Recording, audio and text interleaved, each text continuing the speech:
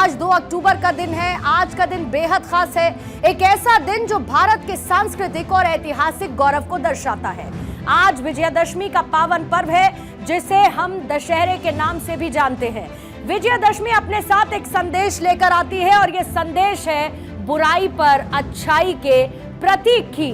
जब भगवान श्री राम ने रावण का वध किया था, तब यह संदेश दिया गया कि सत्य और साथ ही धर्म की हमेशा से जीत होती है। और आज गांधी जयंती, साथ ही शास्त्री जी की भी जयंती है और वहीं दूसरी तरफ संघ के 100 साल पूरे हुए हैं। ये खास दिन गांधी जयंती के साथ शास्त्री जी की जयंती है, फिर इसके साथ संघ के 100 साल पूरे हुए हैं। एक तरफ जहां पर विजयादशमी का मौका है, विजयादशमी का दिन जो है वो रावण पर किस तरीके से राम की विजय, मर्यादा पुरुषोत्तम राम ने रखी और फिर उसके बाद रावण के घमंड को चूर चूर किया। मेघदूत से लेके कुंभकर्ण तक यहाँ जो कितने बलशाली थे, उनको भी धर्म को लेकर साथ और धर्म के साथ साथ अपनी मर्यादा को बरकरार रखते हुए श्री राम ने उन्हें उनका वध किया था। और यह संदेश आज का बहुत महत्वपूर्ण है। दूसरी शास्त्री जी की जयंती, शास्त्री जी का जो जयंती का दिन वो बेहद खास। शास्त्री जी जो कि जय जवान जय किसान के नारे के साथ सामने आए, एक बेहद ईमानदार छवि वाले वो पुरुष रहे। हमेशा से सेवा भाव के साथ वो लोगों के बीच जन भागीदारी को बढ़ाते हुए नजर आए। आज उनकी जयंती के मौके पर भी खास कार्यक्रम देखने को मिला। वहीं संघ के 100 साल पूरे हुए। 1925 में विजयादशमी के दिन ही आरएसएस की स्थापना हुई थी। प्रधानमंत्री नरेंद्र मोदी भी कार्यक्रम का हिस्सा मुख्य अतिथि के तौर पर बने थे, जहां पर उन्होंने संघ के पास एक आगे का पूरा रोड मैप है घुसपैठियों को लेकर, उसका जिक्र भी प्रधानमंत्री की तरफ से किया गया था। सबसे पहले देखिए विजयादशमी की बात करते हैं, जो कि एक सांस्कृतिक और साथ ही धार्मिक त्योहार भी है।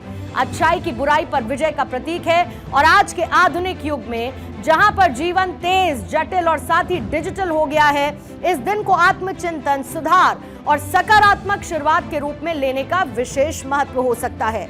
आज जिस तरीके के हालात बने हैं, उसमें आज वाले रावण का अंत जरूरी है। यानी कि ऐसी बहुत सारी बुराइयां आपके अंदर मुमकिन हो जिनको आपको खत्म करना हो, लेकिन इसके साथ ही और ऐसे बहुत सारे रावण हैं जिनका खात्मा होना जरूरी है। जिसमें सबसे पहले बात आतंकवाद की करेंगे, क्योंकि आतंकवाद से निर्दोषों की जान जाती है। ऐसे आतंकी घटनाएं देश ने पहले देखी है, 26/11 से लेके दिल्ली सीरियल ब्लास्ट से लेके तमाम वो आतंकी घटनाएं। और रिसेंटली ऑपरेशन सिंदूर हमने उसी आतंकवाद के खात्मे के लिए शुरू किया था और आतंकवाद को स्पॉन्सर करने वाले देश यानी पाकिस्तान को घुटनों पर लाकर बैठा दिया था। और प्रधानमंत्री मोदी ने न सिर्फ भारत देश के लिए बल्कि दुनिया के लिए कैसे आतंकवाद को एक बड़ा खतरा बताया है। पूरी दुनिया को एक मंच पर आकर आतंकवाद की एक परिभाषा को गठित करना होगा, इस बात पर जोर दिया है और इस खतरे का खात्मा करना होगा।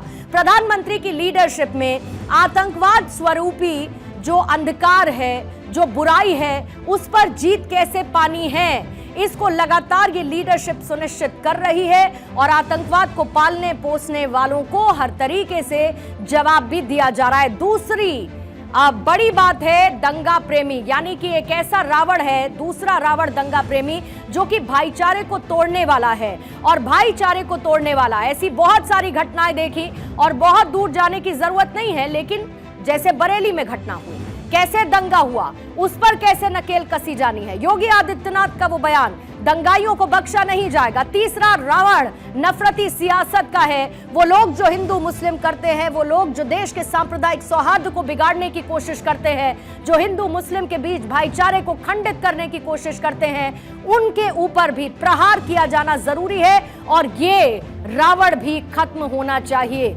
इसके साथ ही जातिवाद, जातिवाद जो कि समाज को बांटने वाला सिर है, इसको भी काटना होगा, इसको भी जड़ से खत्म करना होगा। जातिवाद यानी देश जातियों में बंटना नहीं चाहिए। चुनाव आते ही जातियों की बात होने लगती है, हर कोई अपने आप को हर एक जाति का पैरोकार बताने लगता है और जातियों में बांटकर वोट बैंक का लाभ लेने की कोशिश की जाती है। इस जातिवाद रूपी रावण को भी खत्म करने की जिम्मेदारी है इस देश के ऊपर। फिर धार्मिक नफरत, कौन है वो लोग जो धार्मिक नफरत फैलाते हैं, कौन है जो धर्म के आधार पर लोगों को बांटने की कोशिश करते हैं। आस्था को हथियार बनाने वाला ये जो सिर है, इसका खात्मा करना भी जरूरी है और विजयादशमी के इस मौके पर इस रावण का अंत कितना जरूरी हो जाता है और शायद असली मायने में तभी ये विजय पर्व होगा। फिर फेक न्यूज, आप देखते हैं कि एक छोटी सी अफवाह कैसे दंगों को भड़का देती है, कैसे लोगों को बांट देती है। इस फेक न्यूज का फैक्ट चेक करना जरूरी है और अगर फेक न्यूज है यानी जो सच को छिपाने वाला सिर है उसको भी खत्म करना आज के विजय पर्व पर प्रासंगिक है। इसको भी समाज से खत्म करने की जरूरत है, लोगों को जागरूक होने की जरूरत है।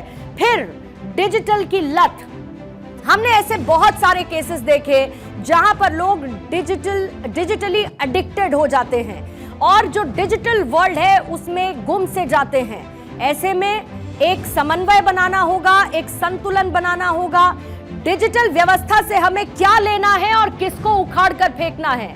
आज के विजय पर्व पर, विजयादशमी के इस मौके पर खात्मा इसका भी करना होगा।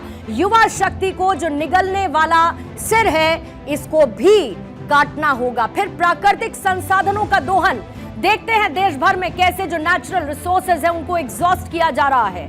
विकास की बात भी होती है, जाहिर है कि विकास भी जरूरी है लेकिन प्राकृतिक संसाधनों को बचाना भी जरूरी है। ऐसे में जिम्मेदारी उन लोगों के सर पर है कि दोनों के बीच में एक संतुलन बना रहे। देश विकास की गति को भी लेकर आगे बढ़ता रहे, उसमें धीमा ना पड़े, लेकिन प्राकृतिक संसाधन भी बचे रहे। धरती मां को छलनी करने से बचाना होगा और इस सिर को भी काटना इस विजयादशमी के मौके पर प्रासंगिक नजर आता है। फिर अहंकार, और अहंकार तो रावण का भी दुनिया ने देखा, कैसे उस अहंकार वश होकर रावण ने वो सब कुछ किया।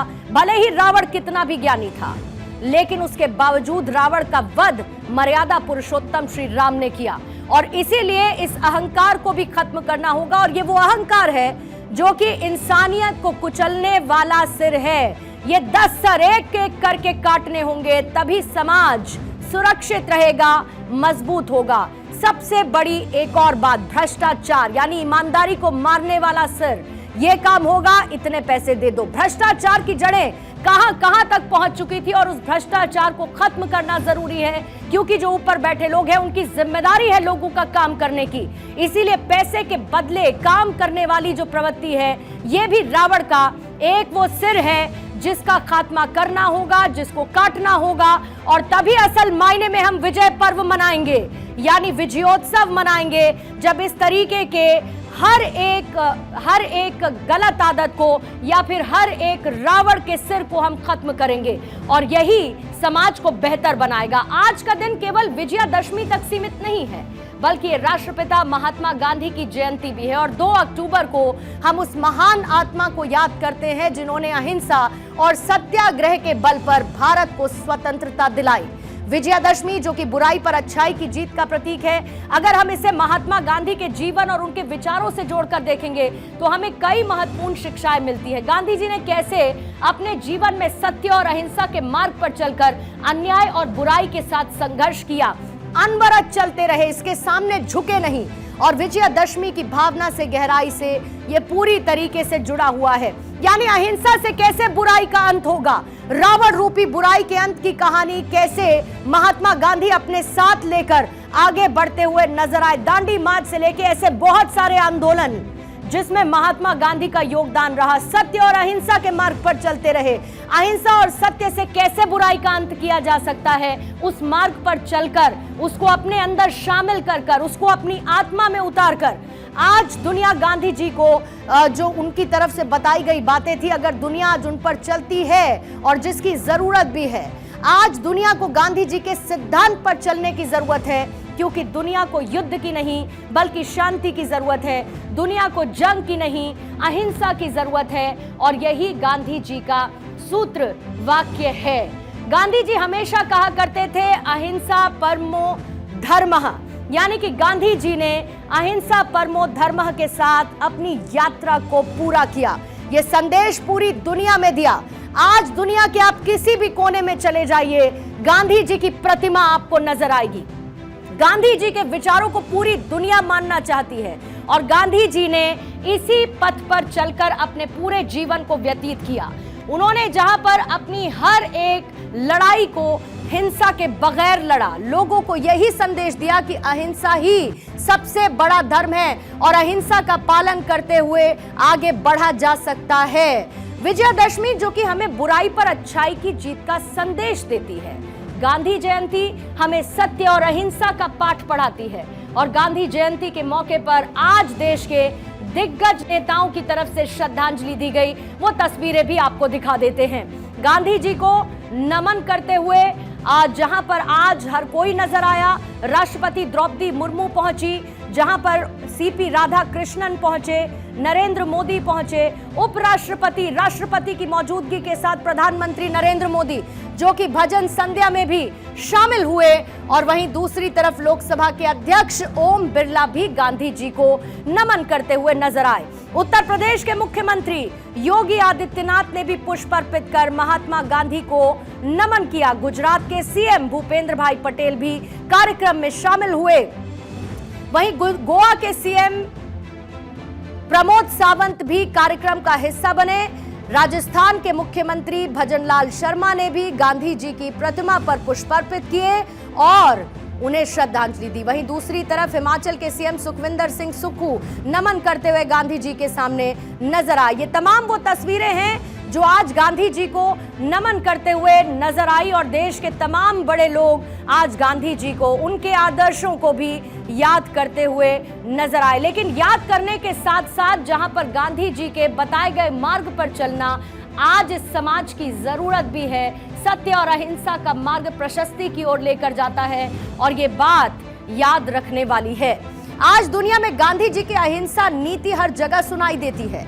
दुनिया भर के दिग्गज गांधी जी को नमन करते हैं और ऐसे में गांधी जी की अहिंसा वाली बात ताजा हो जाती है। दुनिया को जरूरत है अहिंसा पर सोचे, आखिर क्या जरूरत है। यानी गांधी जी जो कि हिंसा की शक्ति की फिर से खोज उनकी तरफ से की गई थी। गांधी जयंती का ये मौका जब आपको ये याद दिलाता है अहिंसा, सत्य, सादगी, आत्मसंयम को साथ लेकर चलना, जिसे गांधी जी ने हमेशा अपने साथ रखा और इसे भी हम अपने जीवन में उतार सकते हैं। और इसीलिए आज का दिन बेहद महत्वपूर्ण। दुनिया जहां पर फिर से युद्ध, ध्रुवीकरण, कट्टरता की तरफ जा रही है, प्रधानमंत्री मोदी की भी उस बात का जिक्र करना होगा कि आज युद्ध की जरूरत इस देश दुनिया में नहीं है।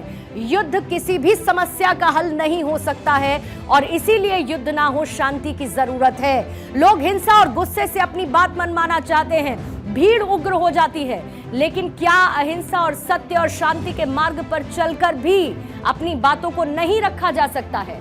जहां विरोध जरूरी है लेकिन वो विरोध शांति के साथ होना चाहिए। किसी भी तरीके की हिंसा, कोई उग्र प्रदर्शन नहीं होना चाहिए और ये भी संविधान निहित ही है। विरोध करना जो लोकतंत्र में आपको आजादी देता है, लेकिन उसके साथ हिंसा नहीं हो सकती है। गांधी जी जिन आदर्शों पर चले उसमें से एक आदर्श ये भी शामिल रहा है। ऐसा हम क्यों कह रहे हैं? आपको हाल ही में लेह वाली घटना याद होगी, जहां पर पूर्ण राज्य की मांग को लेकर शांति प्रिय देश लेह अचानक से हिंसक हो उठा, जिसमें कई लोगों की जान चली गई।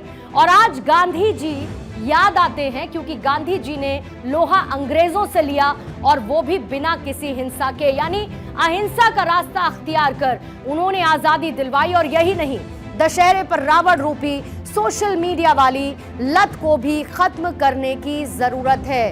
कैसे वो किया जा सकता है? क्योंकि अगर आप आज के परिप्रेक्ष्य में देखेंगे तो सोशल मीडिया पर आप देखिए कैसे नफरत, ट्रोलिंग, मानसिक दबाव होता है, जहां पर नफरती भाषा का इस्तेमाल किया जाता है, एक दूसरे को एक दूसरे के खिलाफ भड़काया जाता है।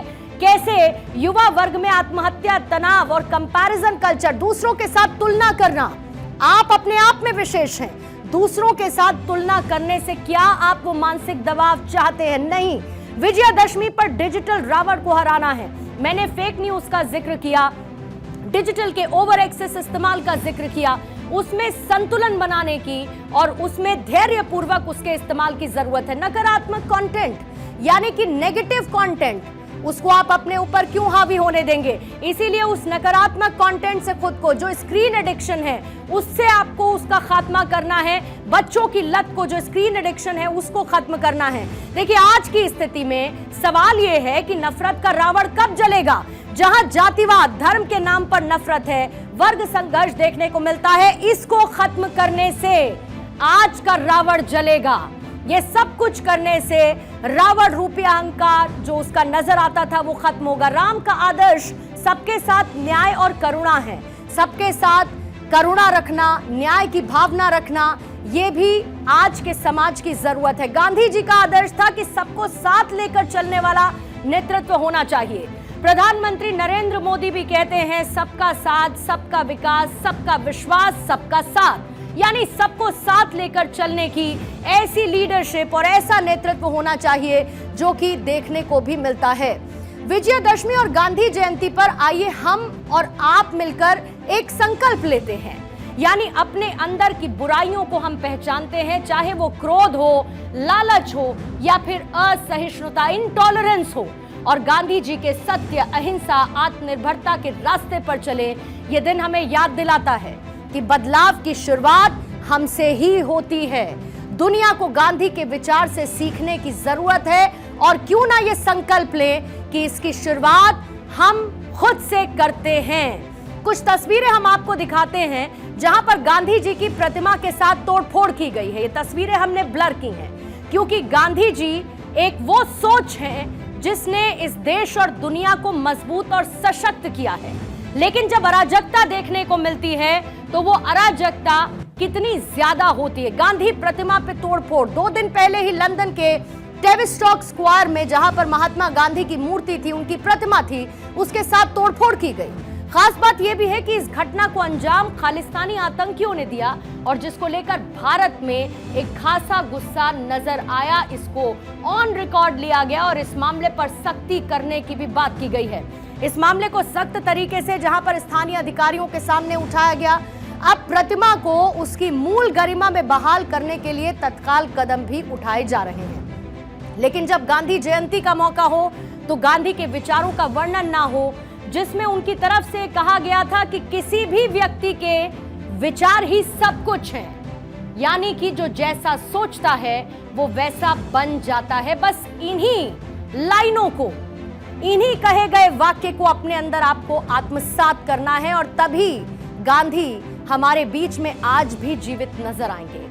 किसी भी व्यक्ति के विचार ही सब कुछ हैं, और जैसा ही वो सोचता है वैसा ही बन जाता है। You become what you think, ये अंग्रेजी में कहा जाता है, और इसीलिए ये सोचना होगा कि आपकी सोच कैसी है, क्योंकि आप क्या बनना चाहते हैं ये तय आपको ही करना होगा, और यही गांधी जी कहते थे।